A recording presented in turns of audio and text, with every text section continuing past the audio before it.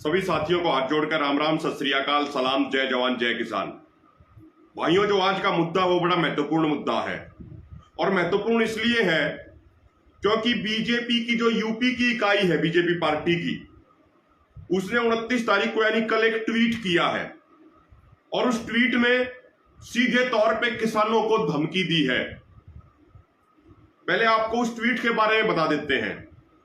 ये ट्वीट कल 29 तारीख को सुबह 9:24 पे बीजेपी पार्टी की जो यूपी की इकाई है उसके ऑफिशियल ट्विटर हैंडल से हुआ है।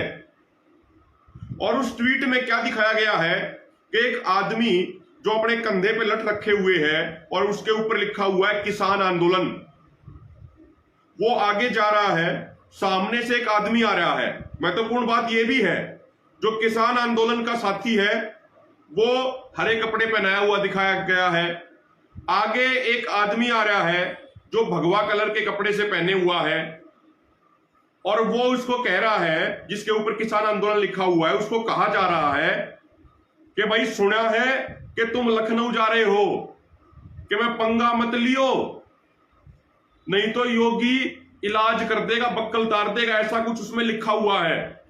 और ऊपर से पर्चे भी बना देगा। उसके ऊपर एक और छोटा सा फोटो लगा हुआ उसी कार्टून में। उस फोटो में एक योगी, मतलब उसको उन्होंने कुल मिला के योगी आदित्यनाथ दिखाया है, चेहरा नहीं दिख रहा है, लेकिन एक योगी क्या कर रहा है, जो आदमी किसान आंदोलन के तरीके से दिखाया हुआ है उसको घसीटता हुआ लेके जा रहा है वो योगी, उसके बालों को पकड़ के। यानी कुल मिला के बीजेपी पार्टी ने सीधी सीधी किसानों को धमकी देने का काम किया है, किसानों को अपमानित करने का काम किया है। साथियों, महत्वपूर्ण बात यह है कि कुछ दिन पहले बीजेपी की एक नेता मीनाक्षी लेखी ने आंदोलनकारी किसानों को मवाली बताया था, लेकिन आज पूरी दुनिया के सामने उजागर हो गया है कि यह मवालीपना कौन कर रहा है। एक पार्टी जो अपने आप को दुनिया की सबसे बड़ी पार्टी बताती है, उस पार्टी के एक ट्विटर हैंडल से, एक राज्य के ट्विटर हैंडल से किसानों के प्रति इतनी अपमानजनक भाषा लिखी जाती है। हम चाहें तो इसी भाषा में भी जवाब दे सकते हैं उनको, लेकिन हमारा यह मानना है कि यदि हम भी इसी तरह की अभद्रता का इस्तेमाल करेंगे अपनी भाषा में, तो हमारे और बीजेपी के गुंडों में कोई फर्क नहीं रह जाएगा। हमें तो देश का अन्नदाता कहा जाता है। हम तो वो लोग हैं जो अपना पेट चीर के, जो अपना पेट खाली रख के पूरे देश का पेट भरने का काम करते हैं। तो हम इन लोगों को जवाब देने के लिए अपनी जुबान को गंदी नहीं करेंगे। हम जवाब देंगे और जरूर जवाब देंगे, लेकिन सभ्य भाषा में जवाब देंगे। और आज पूरा देश ही नहीं, पूरी दुनिया देख रही है कि कौन गुंडों जैसी भाषा का इस्तेमाल कर रहा है। एक तरफ तो प्रधानमंत्री मोदी और बीजेपी के अन्य नेता कहते हैं कि ये किसान तो अन्नदाता है, तो क्या अन्नदाता का सम्मान इस तरीके से होता है? ये क्या दिखाना चाहते हैं? ये धमकी देना चाहते हैं। अभी कुछ दिन पहले जब संयुक्त किसान मोर्चा ने लखनऊ में प्रेस कॉन्फ्रेंस की और कहा था 26 तारीख को कि भाई आने वाले समय में हम मिशन यूपी और मिशन उत्तराखंड को करेंगे और इन दोनों राज्यों में आंदोलन को विस्तार देंगे, उसके 3 दिन बाद ये ट्वीट आ जाता है। उसी प्रेस कॉन्फ्रेंस में ये कहा था एक किसान नेता ने कि अब लखनऊ को भी आंदोलन खड़ा करेंगे, लखनऊ के अंदर भी, लखनऊ में भी आंदोलन मजबूत होगा। उसके काउंटर में बीजेपी यूपी ने ये ट्वीट कर दिया। साथियों, इनकी जो भाषा है, बीजेपी वालों की भाषा, एक तरीके से लोकतंत्र में कहीं भी जायज नहीं ठहराई जा सकती। ये गुंडो मवाली जैसी भाषा का इस्तेमाल ये खुद करते हैं। और सबसे बड़ा सवाल ये उठता है, क्या योगी आदित्यनाथ और बीजेपी पार्टी ऐसे ट्वीट करके किसानों को उकसाना चाहती है, किसानों को भड़काना चाहती है? क्या ये किसान आंदोलन इतना शांतिपूर्ण चल रहा है, इसने रिकॉर्ड बना दिया पूरे विश्व में। 8 महीने से ऊपर हो गए हैं, एक पत्ता तक नहीं टूटा, इतना शांतिपूर्ण आंदोलन है। लगातार हमारे किसानों की शहादत की खबरें आती हैं, उसके बावजूद किसान इतने शांतिपूर्ण बने हुए हैं। और हमारी उसी शांति, उसी एकजुटता, उसी अनुशासन से बीजेपी पार्टी को डर लगता है। साथियों, इस तरीके की बयानबाजी ये बीजेपी आरएसएस के असली चेहरे चरित्र को उजागर कर देता है। बीजेपी आरएसएस चाहते हैं कि लोगों को, किसानों को उकसाया जाए, किसानों को भड़काया जाए, किसानों को डराया जाए। हम बता देना चाहते हैं योगी आदित्यनाथ को कि हरियाणा के अंदर भी आपकी यानी बीजेपी पार्टी का ही सीएम है, और कुछ महीने पहले वो भी बड़ी बड़ी बातें कहते थे। वो भी कहते थे कि सैकड़ों में सभाएं करेंगे, गांव गांव में जाएंगे, किसानों को कानूनों के फायदे बताएंगे, बहुत लंबी चौड़ी बातें फेंकते थे मनोहर लाल खट्टर। उनको समय रहते समझाया था किसानों ने कि किसान तो इन 3 कृषि कानूनों के खिलाफ हैं और इनको रद्द कराना चाहते हैं, लेकिन वो माने नहीं। वो भी आपकी तरह घमंड में चूर चूर हो गए थे और उन्होंने कहा कि सभाएं करेंगे। पहली सभा हुई उनकी कैमला में, कैसी सभा हुई थी पूरे देश ने देखा था। उसके बाद उन्होंने कई कार्यक्रम और दिए, रोहतक के कार्यक्रम दिए। रोहतक में क्या हुआ था, वहां भी जबरदस्त विरोध हुआ, हिसार में भी जबरदस्त विरोध हुआ, सोनीपत के आवड़ी और बड़ौली गांव में तो वो कार्यक्रम करने की हिम्मत ही नहीं कर पाए। एक दिन पहले कार्यक्रम वापस ले लिया अपना, विड्रॉ कर गए, भाग गए, डर गए। कैमला गांव में हेलीकॉप्टर नहीं उतरने दिया था लोगों ने, हेलीकॉप्टर ऊपर ही ऊपर उड़ता रहेगा था और ऊपर से ही चला गया था।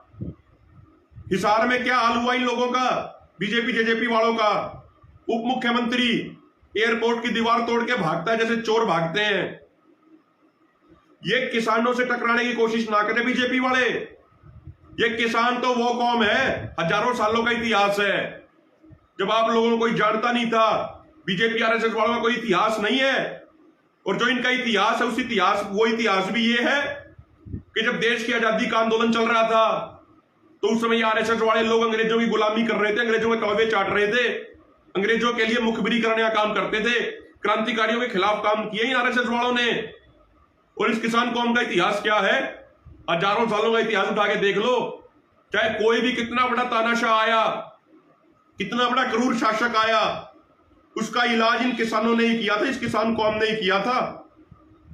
जो लुटेरे जो बाहर से आए थे, जो लुटेरे सोमनाथ का मंदिर लूट के लेके जा रहे थे, तो उनको हरियाणा में आने के बाद किसानों ने उन लुटेरों को लूटा था और उन लुटेरों को पीटा था। ये किसान कौम वो कौम है। ये जो खाप पंचायतें हैं, इन खाप पंचायतों का जो केंद्र, अड्डा, हेडक्वार्टर वो यूपी के ही सोरम गांव में है। और शायद इन बीजेपी वालों को, ये आरएसएस वालों को पता नहीं, इन खापों का वो इतिहास रहा है कि जब इन खापों की बैठक होती थी, ये कोई डिसीजन लेते थे, ये किसी बैठक में बैठ के हुक्का गुड़गुड़ाते थे तो दिल्ली की सत्ता हिलती थी। और आज 8 महीने से इस किसान आंदोलन ने, इन लाखों किसानों ने मोदी सरकार को घुटनों के बल पे ला दिया है। और पता तो इनको भी चल गया कि कानून तो वापस लेने पड़ेंगे और एमएसपी गारंटी कानून बनाना पड़ेगा। बस अब तो ये घमंड में चूर हो रखे और कुछ नहीं है इनका। और अब ऊपर से योगी आदित्यनाथ ऐसी भाषा का इस्तेमाल करते हैं। योगी आदित्यनाथ और बीजेपी यूपी के ऐसे ट्वीट से साफ हो गया, जो बात हम कहते आए हैं कि इनकी सोच किसान विरोधी सोच है बीजेपी वालों की। ये बीजेपी वाले चाहते हैं कि खेती किसानी इतना घाटे का सौदा बन जाए कि किसान अपनी जमीन बेचने पे मजबूर हो जाए और उसके बाद बड़े बड़े कॉर्पोरेट घरानों, इनके यारों यानी अंबानी अडानी को सस्ते दामों पे जमीन मिल जाए। और जब जमीन नहीं रहेगी किसान के पास तो बंधुआ मजदूर बनने के लिए मजबूर होगा। और वही कंपनियां जो हमारी जमीन सस्ते दामों में छीनेंगी, वही कंपनियां फिर इन किसानों को बंधुआ मजदूरों के तौर पे इस्तेमाल करेंगी, इनका शोषण करेंगी। आज यूपी की स्थिति यह है, गन्ने पेमेंट का 12,000 करोड़ बकाया है योगी आदित्यनाथ जी। कौन पेमेंट करेगा? बड़े बड़े भाषण देते हैं, बड़ी बड़ी बातें कहते हैं, पेमेंट नहीं हुई। कानून यह है कि 15 दिनों में पेमेंट नहीं होगी तो ब्याज मिलना चाहिए। अरे ब्याज तो छोड़ दो, यहां पे मूल ही नहीं मिल रहा। जो हमारी मेहनत है, जो खून पसीने की कमाई है, वो नहीं मिल रही। और उसके अलावा यूपी में क्या कहा था आपने 2017 से पहले? आपके भी सर्वे सर्वा, आपके बॉस प्रधानमंत्री मोदी ने क्या कहा था कि पहली कलम से किसानों का कर्जा माफ करेंगे। यूपी में कितने किसानों का कर्जा माफ हुआ? किसी को 36 रुपए का चेक दिया, किसी को 100 रुपए का चेक दिया। आपने कर्ज माफी योजना का भी मखौल बना दिया, उसका मजाक उड़ा दिया। किसानों की भावनाओं का वहां भी आपने अपमान किया। उत्तर प्रदेश के अंदर पिछले 4-5 सालों में कई रिपोर्टें कहती हैं महिलाओं के खिलाफ अपराध बढ़ गए हैं। तो योगी आदित्यनाथ और ये बीजेपी वाले कान खोल के सुन लें, और इनके जो सर्वे सर्वा दिल्ली में बैठे ये भी कान खोल के सुन लें। हमारा आंदोलन शांतिपूर्ण था, शांतिपूर्ण है, शांतिपूर्ण रहेगा। हमारा आंदोलन अनुशासन में, एकजुटता में था, है और रहेगा। अब कितना भी भड़काने का, उकसाने का प्रयास कर लें, हम भड़कावे व उकसावे में नहीं आने वाले हैं। और एक बात और सुन लें कि ये किसान कौम है, ये कौम ना डरेगी, ना पीछे हटेगी, ना दबेगी, ना झुकेगी। यदि जरूरत पड़ी तो एक एक किसान सरकार की गलत नीतियों के सामने अपना सर कटा लेगा, लेकिन सर झुकाएगा नहीं। अपनी कुर्बानी दे देगा, अपना बलिदान दे देगा, लेकिन पीछे नहीं हटेगा, सर नहीं झुकाएगा। जो गलत नीतियां हैं उनको हम गलत पहले भी कहते थे, आज भी कहते हैं और गलत आगे भी कहेंगे, चाहे कितने भी ये पर्चे करवा लें। और जो कह रहे हैं ना ये कार्टून बना बना के रस्सी पे चढ़ा देंगे, तो जो हम कह रहे थे साथियों कि ये बीजेपी वाले क्या करेंगे, अधिक से अधिक जेलों में डलवा देंगे, गोली मरवा देंगे, फांसी चढ़वा देंगे, उससे ज्यादा तो कुछ नहीं करेंगे ना।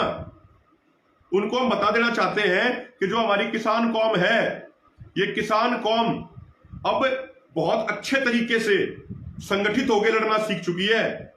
हमारी जो अगली पीढ़ी है, वो अगली पीढ़ी 5-5 साल के, 10-10 साल के बच्चे, वो भी आंदोलन लड़ना सीख चुके हैं।